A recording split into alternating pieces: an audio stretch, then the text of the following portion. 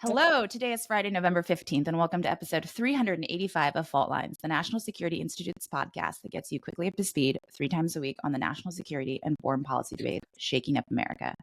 I'm NSI fellow Jessica Jones, and I'm joined by three fabulous faces this morning: NSI's Deputy Executive Director Martha Miller, NSI Senior Fellow Morgan Vina, and NSI CTC Senior Fellow Matt Hayden. Okay, and a slight departure from some of the stories we've been talking about this week. We're going to go in the opposite direction, and we're going to talk about COP 29, in fact, which is, if you have been reading all the headlines about the recent Trump nominations, you might have missed the annual large international climate change conference that's held every year. This year, it's being held in Azerbaijan. It kicked off on Monday, and it's got a host of around 80, it's hosting around 80 heads of state from countries such as Finland, Greece, Kenya, Spain, Saudi Arabia, Turkey, Pakistan. So notably missing heads of state, President Biden, as well as heads of state from China, India, Brazil, the UK, and France, though there's, of course, diplomats from all these countries. Like every other major summit, it's kind of taken a life of its own. It's grown from this, kind of insular meeting of diplomats to you've got other policymakers, you've got thousands of attendees, you got business executives, nonprofits, activists.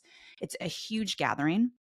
Every year, things that go on the agenda are country updates. Every nation updates each other on its targeted goals to reduce emissions, as well as climate finance, how countries are going to support those dealing with mitigation and adaptation to climate challenges, those in the developing world mainly. And of course, this year's summit takes place. If you guys forgot, there was an election last week. Look at that. I'm going so far back in time. There was an election last week. We have a new incoming president, President Trump. President Trump, in his first administration, pulled out of the Paris Agreement, which was a global initiative to reduce the global carbon footprint. And President Biden re-entered the Paris Accord when he became president. So there's a lot going on.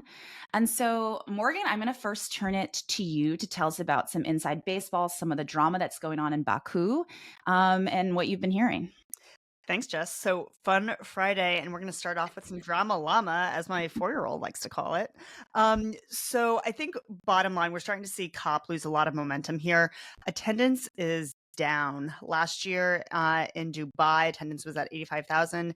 This year, it has plummeted to 53,000. So still large, but significantly smaller than it was last year. I think it's interesting that several important players are not there, notably France. So Azerbaijan's president accused France of neocolonialism, and France decided that it was not going to take part in the conference. So hurt feelings there.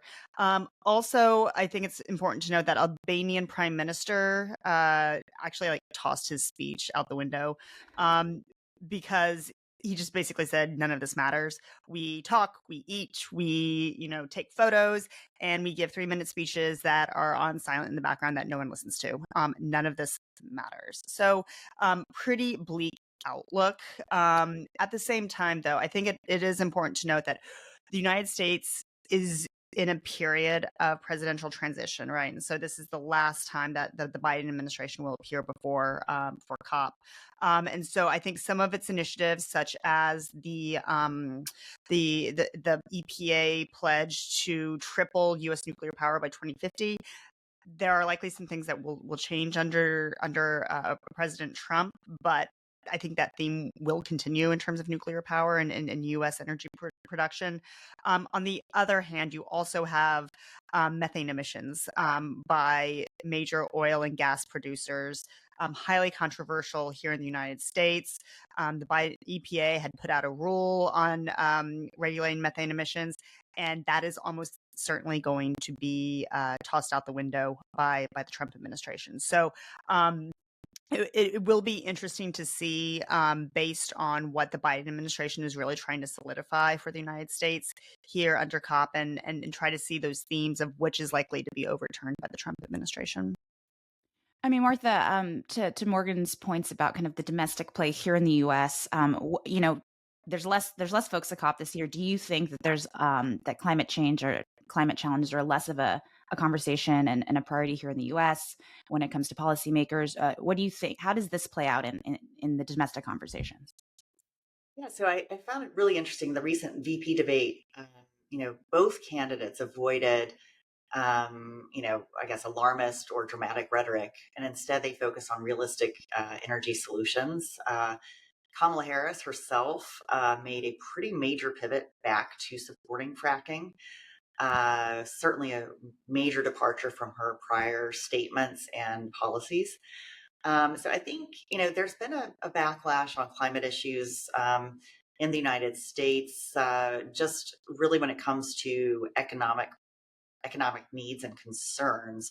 But this is not limited to the United States. Other countries have also seen some backlash as well. In Germany, you've seen a pretty substantial lowering of support for the Green Party, for example, which is, makes climate one of the major policy focuses of its platform.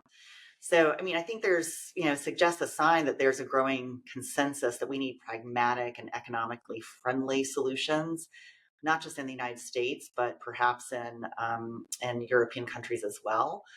And that would resonate more with voters. In addition, I think one way to thread that needle is by innovating technologies that would create technologies that are affordable or more affordable, make it more affordable for developing countries. So instead of sending large amounts of wealth to these countries, which of course wouldn't make these countries very happy, but if we had better technologies, which I think the United States is certainly very capable of innovating, this could be an approach to strengthen our climate goals and at the same time strengthen U.S. competitiveness. Matt, I want to turn to you and kind of, take a step back and look at the wider landscape. Um, China's top climate envoy talked about his worry about the upheaval President Trump might cause to the fight against climate change. Of course, China is the largest global emitter carbon footprint, so it's a bit much coming from him, perhaps. But China has marketed itself as this leader when it comes to green technology, when it comes to fighting climate challenges. It's spent years and time focusing on construction of green infrastructure across Africa, Latin America, other regions, places where we are seeking to also build up our own partnerships and friendships. What does a possible backwards movement from climate change mean when it comes to China's influence and what they may do if we step back? So China's going to take any vacuum and try to leverage it as strategically as it can. You're going to see that in every standards making body, every large global association. They're going to point to the United States and say that they should not be the stalwart or the lead in these conversations, and that China should be. And that's their strategy across the board. I think the United States has a strong understanding of where China looks to develop these kind of coalitions to see things China's way. And that's going to be a strong conversation. They look to use this type of an event as well as any other to try and do just that. I think the United States has a strong understanding that, just a foot stomp on Martha's points, that economic security is national security, and the same levers you would use to engage nationally on these issues are the same levers you'd use on both sides. And so they've got to kind of reevaluate, are they going to use these measures that they have, whether it be contributing to developing countries or supporting innovation?